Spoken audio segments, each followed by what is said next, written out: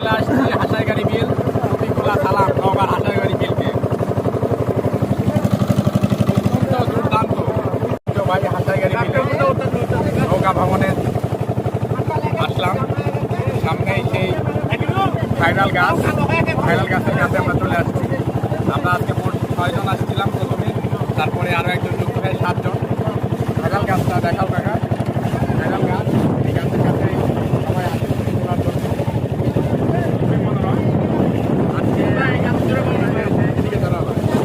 আজকে আবার হাসাইগাড়িতে মেলার জন্য প্রচুর ভিড়, খুবই ভালো লাগতেছে।